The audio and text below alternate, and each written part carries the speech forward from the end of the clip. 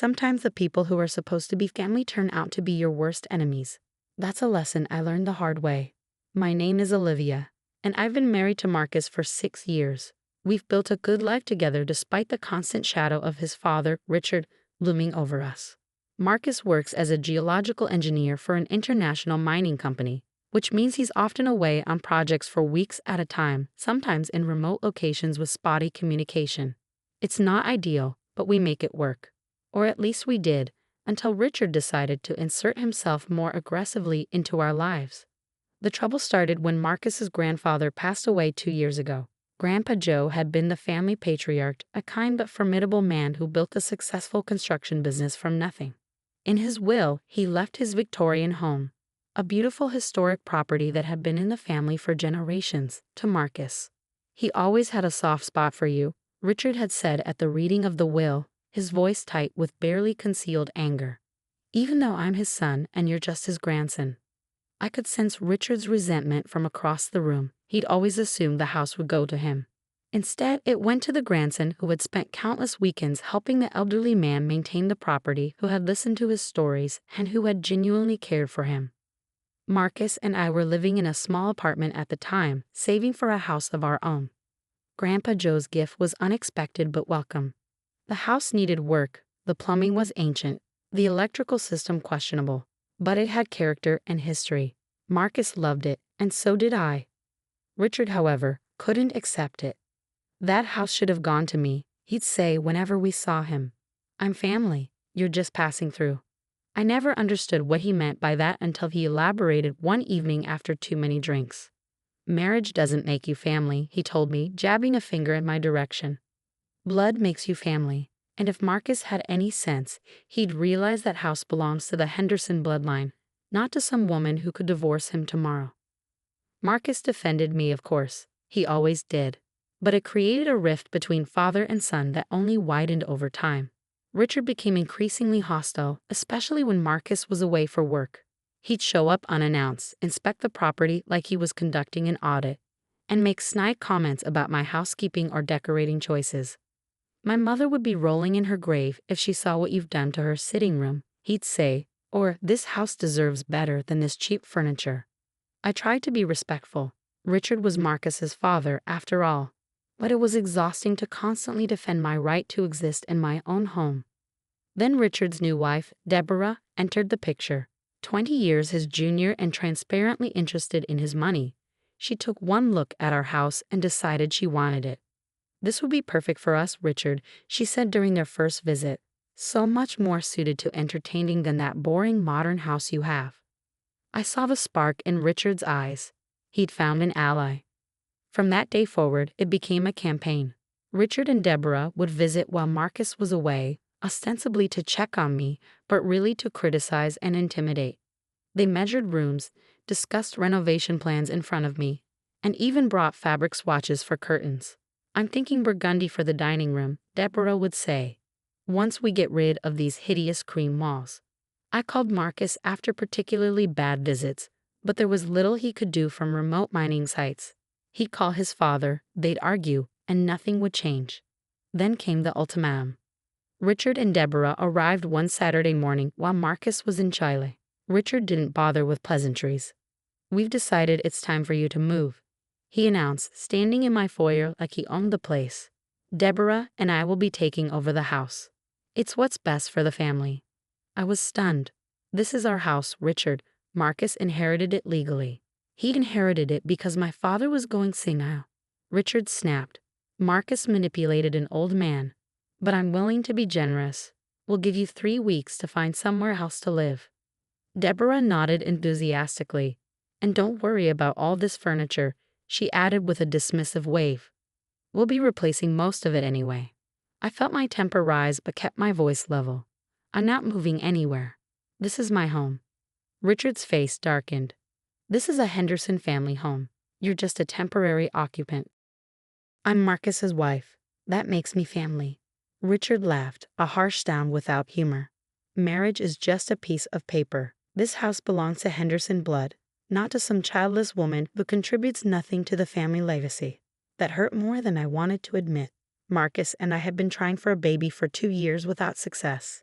It was a private pain that Richard had somehow discovered and weaponized. "Get out," I said quietly. "You get out," Deborah shot back.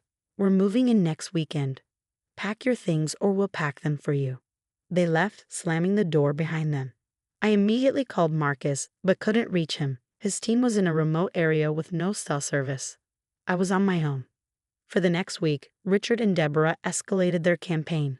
They sent moving companies to the house with instructions to pack up my belongings. When I refused to let them in, they threatened legal action. They told neighbors they were helping poor Olivia relocate after Marcus and I had separated. A complete lie. They even changed the gardening service without my knowledge, sending strangers to measure the yard for improvements. I was at my breaking point when Marcus finally called. "They did what?" He exploded when I explained the situation. "That's insane. It's our house." "Your father doesn't see it that way," I said warily. "He thinks I'm a temporary problem that will eventually go away." There was a long pause, then Marcus said, "Maybe we should." "Should what?" "Go away. Not permanently, but I've been offered a position managing a new site in New Zealand. It's a 2-year contract, great pay, and I wouldn't be traveling nearly as much. I was going to discuss it with you when I got home, but now it sounds like an escape hatch," I finished. "Exactly.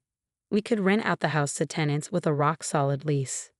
Dad couldn't intimidate a property management company the way he tries to intimidate you." I considered it. The idea of being thousands of miles from Richard and Deborah was appealing. So was having Marcus home more regularly. But something about retreating didn't sit right with me. "I don't want to let them win," I said. "This house meant something to your grandfather. He wanted us to have it." "I know," Marcus sighed, "but Grandpa Joe also wouldn't want you being harassed while I'm away." "Let me think about how to handle this. I'll be home in 3 days." But Richard and Deborah didn't wait 3 days. They showed up the next morning with a small moving truck and 3 burly men. "We're here to help you move out," Richard announced cheerfully when I answered the door. "These gentlemen will pack everything for you. Very professional service." I blocked the doorway.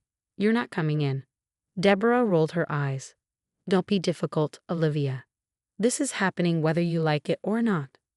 "Actually, it's not," I replied, surprising myself with how calm I sounded.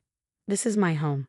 I'm not leaving, and if you try to force your way in, I'll call the police." Richard's fake smile vanished. "Listen to me carefully," he said, lowering his voice. "You're nothing. Just a temporary inconvenience. That house belongs to my family, and I'm taking it back. Now step aside." He moved to push past me, but I held my ground. In that moment, something shifted inside me. All the accumulated frustration, fear, and anger crystallized into a cold, clear resolve. "Richard," I said quietly, "if you take one more step, I will make you regret it for the rest of your life." He hesitated, perhaps detecting the steel in my voice. Then, with a dismissive snort, he shoved me aside and stepped into the foyer. I took out my phone and pressed play. Richard's voice filled the room. "This house belongs to my family, and I'm taking it back." Then my voice. "Are you threatening to force your way into my home?" His again. "I'll do whatever it takes to get what's mine. That old fool should have left the house to me, not Marcus. I'm entitled to it."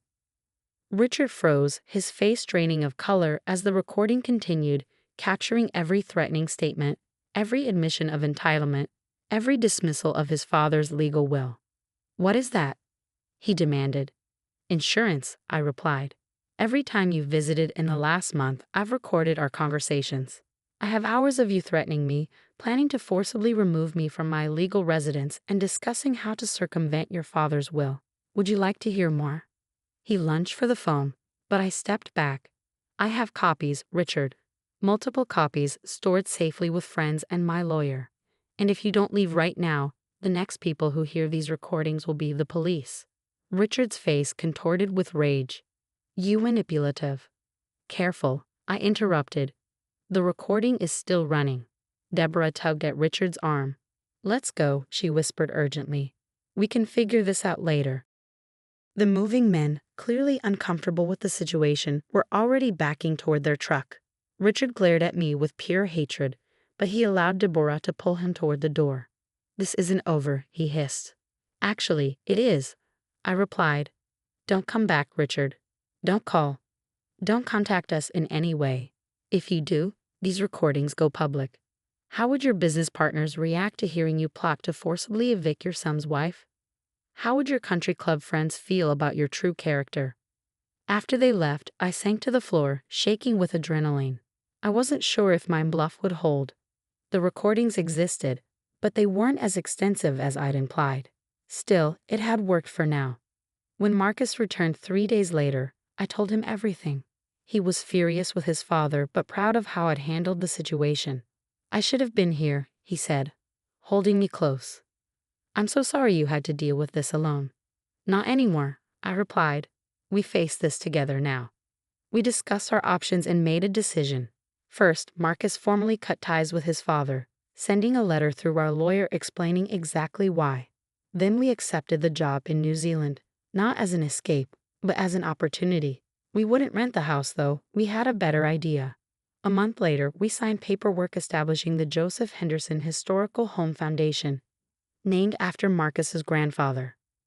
The house would become a small museum highlighting local history and offering educational programs for schools.